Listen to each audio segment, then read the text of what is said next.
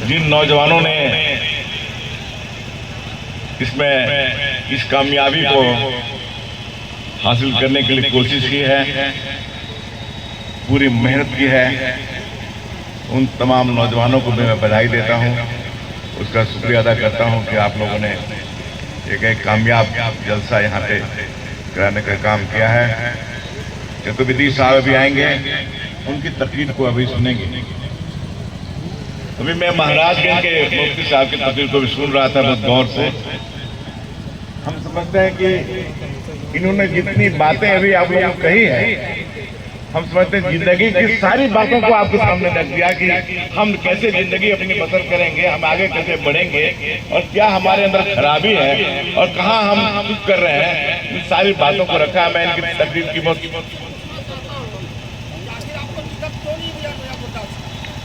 ये बात अभी बोलने का है क्या?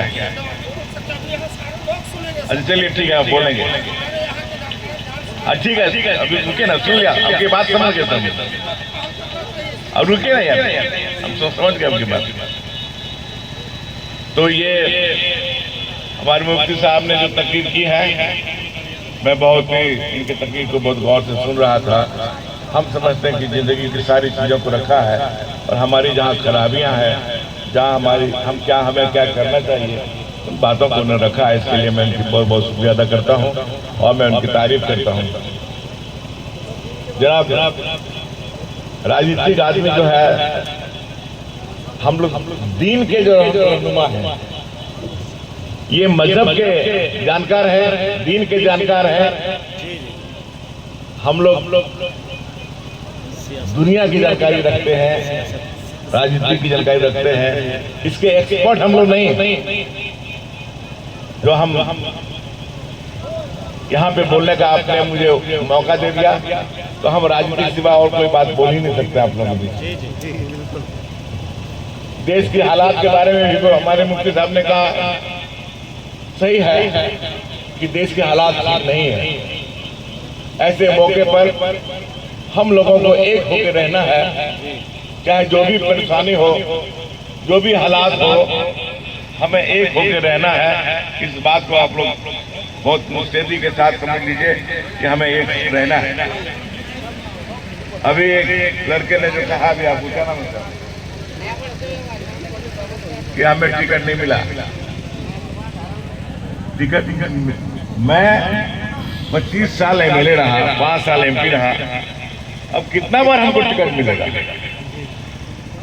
बहुत मिला, लेकिन मेरी ख्वाहिश थी कि झारखंड जो स्टेट है, जहां इतनी बड़ी आबादी है अकलियतों की, वहां एक सीट बराबर अकलियतों को मिलता रहा है। चाहे इंदिरा गांधी का जमाना हो, राजीव गांधी का जमाना हो, या मनमोहन सिंह के जमाना हो, क्या सोनिया गांधी जी के जमाना हो। लेकिन 19 से जो है 2019 से एक भी अकलियतों को टिकट नहीं मिल रहा है। इसके लिए पूरे झारखंड के अकलियतों को काफी नाराजगी है, परेशानी है और अपने हक के लिए वो लड़ने के लिए तैयार है। और मैं भी ट्राई लड़ रहा हूं।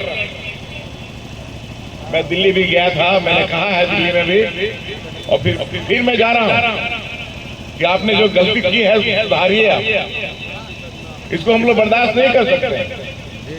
हमारा जो हक मारेगा, ये बर्दाश्त नहीं किया जा सकता। हम सिर्फ वोट देने के लिए जन्म नहीं लिए, हम सिर्फ वोट देने के लिए नहीं, हमारे नुमाइंदे होने चाहिए। इसलिए इस लड़ाई हम लड़ रहे हैं। आप लोगों की दुआ है मेरे साथ, इंशाअल्लाह उसमें मुझे कामयाबी मिलेगी और हम इसमें कामयाब होंगे और झारखंड से हम अपने नुमाइंदगी एक अकलियत को जरूर दिलाएंगे। हालांकि मुझे दिल्ली में कहा गया था कि डॉक्टर इरफान अंसारी को आप लोकसभा में खड़ा करिए, लेकिन जब विधायक से मैंने पूछा क्या आप लोकसभा में खड़ा होना चाहते हो, तो इन्होंने साफ कहा कि नहीं, मैं जामताड़ा के लोग मुझे नहीं छोड़ना चाहते हैं और जामताड़ा हम छोड़ेंगे नहीं, क्योंकि जामताड़ा अगर हम छोड़ेंगे तो फिर जामताड़ा की जो परेशानी लोगों की होगी उसको फिर कौन देखेगा। इसलिए मैं जामताड़ा में रहना चाहता हूँ। इसलिए मैं कहा कि ठीक है, मैं अब झारखंड में एक बार मैं लड़ना चाहता हूँ। मैं आलकमान को कहा, लेकिन पता नहीं जो कोशिश हो रही है, राज्य के अंदर ही कोशिश हो रही है, एक षड्यंत्र रचा जा रहा है जी जी कि अक़लियतों को महरूम रखो राजनीति से। जी जी जी लेकिन उनको पता नहीं है अक़लियतों में कितनी ताकत है और इनकी तादाद क्या है, इनका वोटर कितना है, इसकी जानकारी लोगों को ठीक से नहीं है। अक़लियत है मैंने तो बताया लोगों को कि 2019 में आपने एक भी टिकट अक़लियतों को नहीं दिया। नतीजा क्या हुआ? एक भी सीट आप नहीं जीत सके। जी जी हर जगह अक़लियतों ने बाइकाट किया या हर जगह लोगों ने कहा कि नहीं हम वोट नहीं देंगे, और दिया भी किसी ने तो बहुत कम ही वोट डाला, इसके सिवा और कुछ नहीं किया। इसके चलते तमाम सीटें हार गए। लोकसभा चुनाव हो रहा था, इसमें मैं चतरा गया था, मुझे ले गया था चतरा में, हमारा उम्मीदवार था तो प्रचार के लिए मुझे ले गया वहां पे। तो मैं जैसे उतरा, कांग्रेस के और भी लीडर थे, मैं जैसे उतरा वहां के तमाम लोगों ने कहा कि फुरकान अंसारी को टिकट क्यों नहीं दिया और झारखंड से अक़लियतों को टिकट क्यों नहीं दिया, हम लोग वोट आपको नहीं देंगे, हम कांग्रेस का कोई तकलीफ सुनने को तैयार नहीं।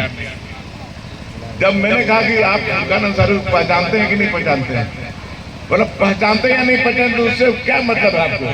मैं साफ साफ कह दे रहा हूँ कि आप लोगों की तकलीफ नहीं सुनूंगा।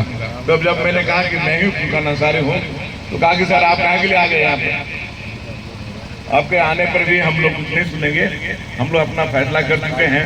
और नतीजा ये हुआ कि जब चतरा में जो खड़ा हुआ था वहाँ कांग्रेस की जमानत जब्त हो गई, वहाँ के अक़लियतों ने वोट नहीं दिया। इसलिए मैं अभी जो इन्होंने कहा कि हम लोग उसको देख रहे हैं, बहुत गंभीरता से, बहुत सीरियसली देख रहे हैं, कोई मामूली बात नहीं है। हम अपने हक के लिए और अपने अक़लियतों के वजूद के लिए मैं जब तक जिंदा हूँ लड़ूंगा, छोड़ूंगा नहीं, मुझे कामयाबी से मिलेगी। यही कहना चाहता हूँ। आप लोगों की दुआ मीडिया आज के जलसे की और सब्सक्राइब कर दीजिए। मैं अपने क्षेत्र की बात कहना चाहता हूँ। एक मिनट बोलिए। जलसा हम करते हैं, तकरीर हम सुनते हैं,